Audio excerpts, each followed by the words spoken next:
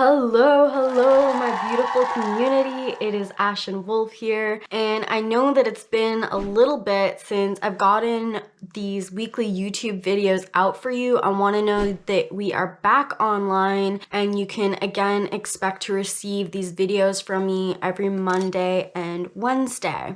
On that note, I do want to just give you a bit of an explanation about where I've been. There have been so many major life changes happening within myself and my business.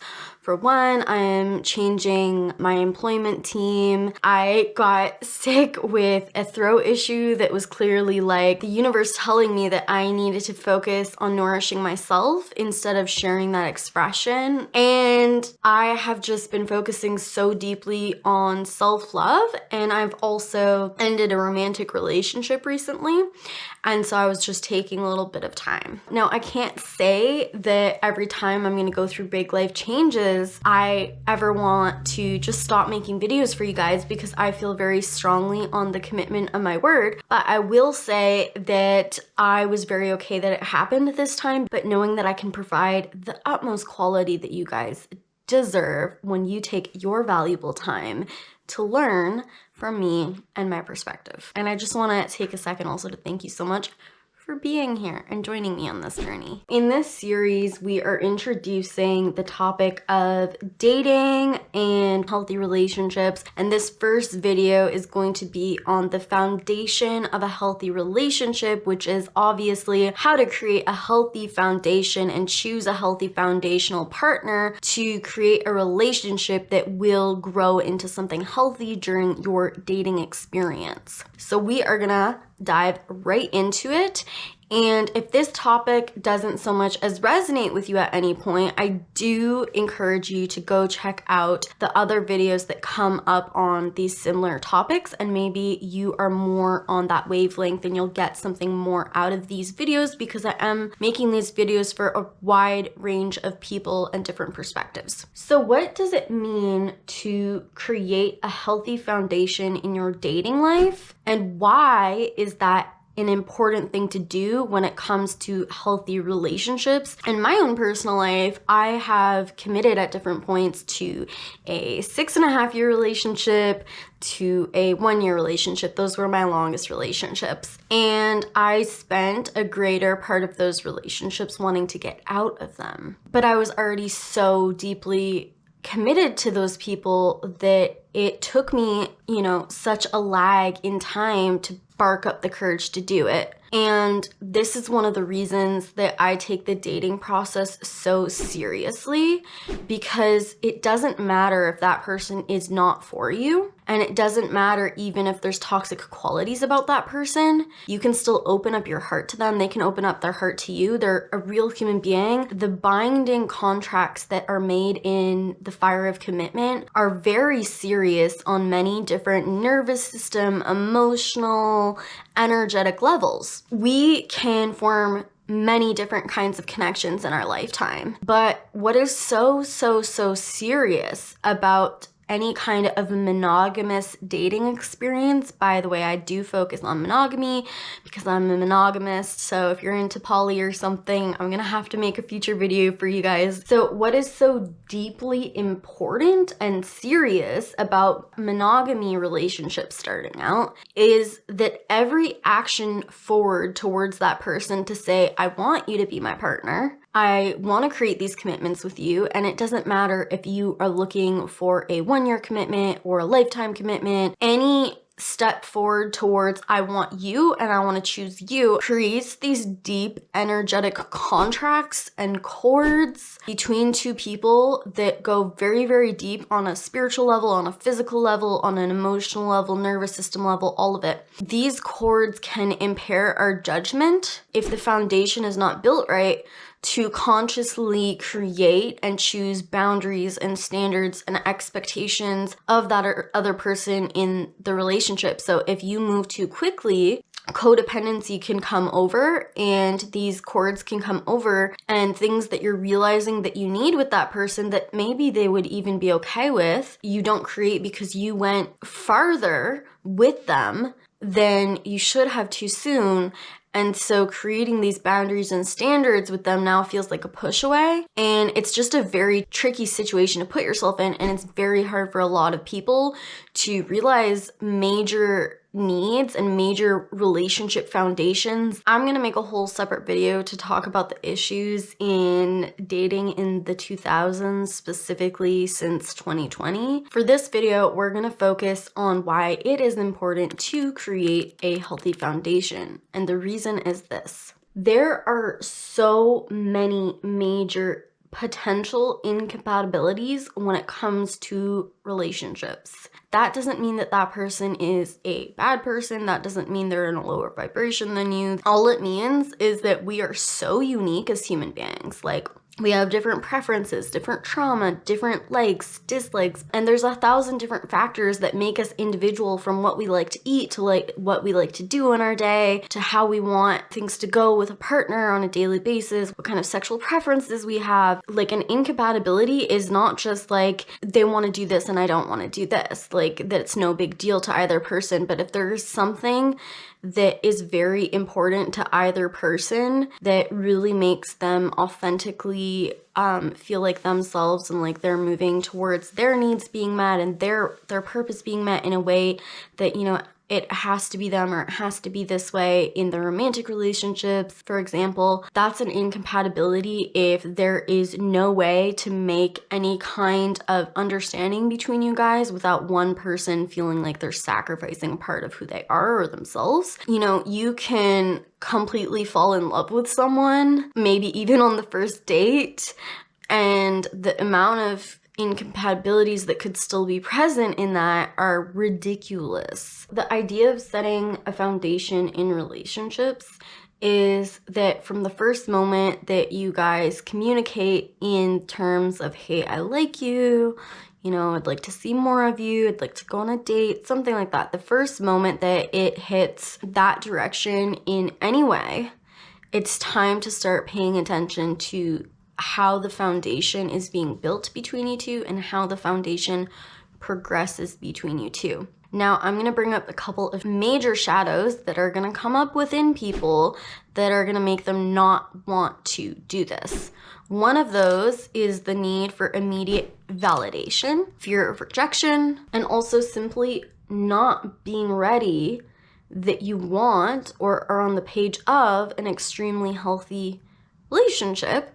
And that's okay too if you're not in that place, because unhealthy relationship patterns, they come up in every human being's lives a million times. Our greatest teachers, they teach us more about what we do want in a healthy relationship. They bring incredible mirrors up and incredible things up within us that help us learn more about ourselves and about how to heal and move forward on our journeys from there. So I do feel like they are incredibly valuable. And if you are on this space where you're not actually 1000% internally on that page that that's what you want to attract, and you can even consciously say, like, of course I want a healthy relationship, Ashen. But if you're having resistance or falling short of being able to implement it, that means that there are aspects of you that are not ready for that and don't want that, because you still have a lot to learn when it comes to unhealthy relationship patterns. And even in the healthier relationships, there are always going to be shadows. There's always going to be learning. There's always going to be teachers. Nothing has to be perfect, but there is a spectrum and there is a side to the coin where, yes, this is a healthy relationship. And again, that doesn't mean they have to be with you for the rest of your life either. You are ready for that and you've been asking for that. This is your guide on how to do that, because I have been creating a little guide for myself and I thought I would share with you. So being able to identify potential incompatibilities and stop them in their tracks before you guys get too attached and before it causes them more pain, them more hurt, you more pain, you more hurt, to detach and walk away. It's all about slow progression and building a foundation, and I'm going to really outline what that is for you. The bright side of catching a romantic partner or a sexual partner's incompatibility in its tracks before it even starts, the potential for actual friendship or putting them in a different place in your life, highly, highly, highly, highly expands, because we all know that it is very hard to stay friends with your exes. I'm not saying people haven't done it, and I'm not saying incredible people don't do it every day, but it is a lot easier, and there is a lot more potential on both sides of the coin to be able to rewire that situation very quickly into not a romantic or a sexual situation, but let's be friends, or let's do this together, or let's stay connected in this way. Just put them in a different place in your life. Okay, so step number one, for me, how somebody approaches me is already everything. I'm gonna maybe probably throw out more female being approached by a man because I am a female. Stay tuned and interpret this in your own way and kind of apply it to yourself. And I will actually have a lot of videos that are directly about men in their dating experience specifically. So one thing is that how a man approaches me is extremely important. So how anybody approaches you when building a healthy foundation should be extremely important. And the way that I receive being approached as a woman is that a man is clearly showing immense amount of interest and is clearly leading the situation. I don't feel like I'm chasing him at any point because that is unnatural for a female to do. It's not just all about me. I reciprocate to the level that they lead, and I reciprocate to the level that I feel that natural sense of reciprocation for that specific person. So how the person approaches you is already everything. If somebody is approaching me in the wrong way, it's already next because the energy is not there. The next thing that I want to talk about is expectations for the progression of the relationship. One thing I will say is it is extremely important to me to, even if someone has expressed a desire to date me romantically or sexually, starting as friends is the most important thing for me. And I can be very clear, like, I want to date you, but if that's gonna happen, and if we're even gonna get to the point where I'm going to entertain that with you, we need to start as friends. So sometimes people start dating and they've already been friends, and that's great, you've already crossed that. But a lot of the time in the dating world, somebody is approaching you out of nowhere from some kind of situation. Maybe it's someone that you kind of know from a class, and they're like, hey, let's go on a date, you know? And like, from that first encounter where it's like, I want to date you, it's very important for me that the idea of friends first gets brought up, but I want to take things so extremely slow that we can entertain the idea of dating each other, but start that dating experience by only having friend kind of experiences together. So it's not that I'm not saying I don't want to go on that date with you, but I want to make sure that there is no physical intimacy and that there are no things said between us that would incorporate anything outside of the friend zone until I get to that stage with you on our dating experience. You know, for me, it's like who that person is, and incompatibility is like such a wide variety, but there are some people out there, specifically men, where the sexual compatibility between two people is so damn important that they're like, no, I mean, like, I need to see how this person kisses and like, you know, etc. But again, in this stage, what are your expectations for the progression of that dating experience with that person? It's very important to set it up because there's a lot of people that are going to move way too quickly out of insecurities because they're feeling all of these things when they're around you.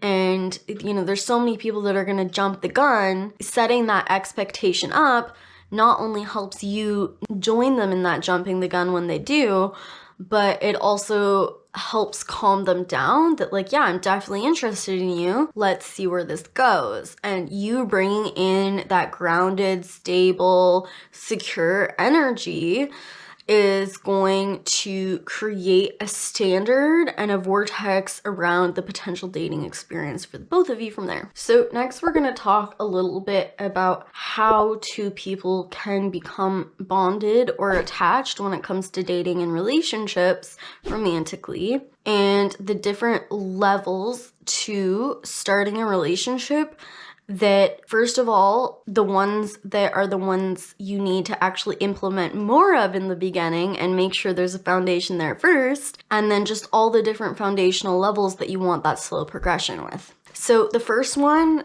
to really make sure that you have down with people, can you guys have fun? Can you guys laugh and create positive experiences together and do something like a fun activity together where you're both like really having a good time?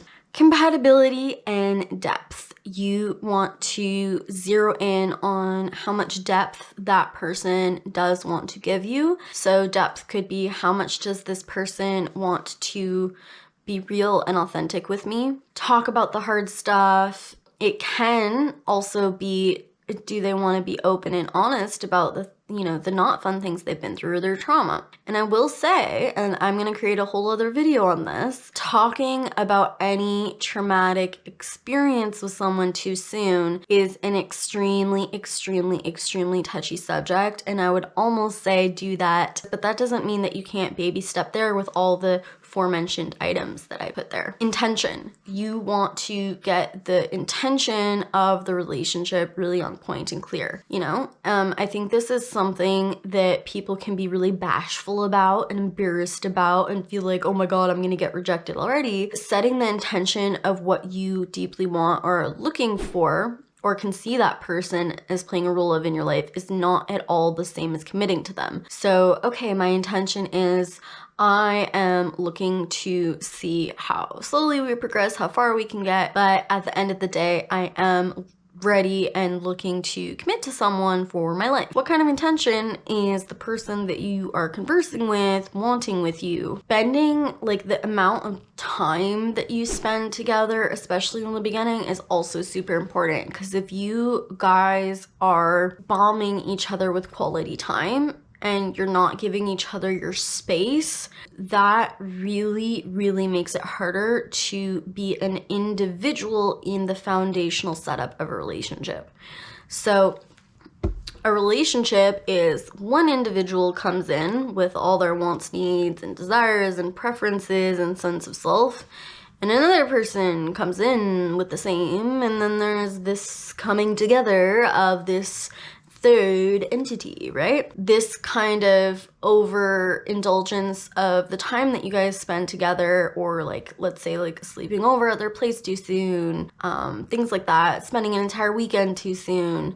It makes it so that individuals don't have enough time to really zest out, how does my life fit into your life? How do my boundaries fit into you? And there isn't enough of this, this, and this, and there's more of just like, we're together, bitch.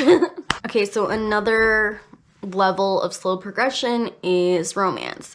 So you can create some very strong affirmations with someone, and you can be very, very much showing them that you're interested, that you want something with them, that you're open in a very healthy way. So in one example, someone could be like, I am thinking about, at this point in the dating stage with you, potentially that you could work out as a ex with me, girlfriend, whatever. Another example, which would be romantically committing in your words too soon, which is the opposite of what we want or what we're talking about, could be like, I want to make you my girlfriend.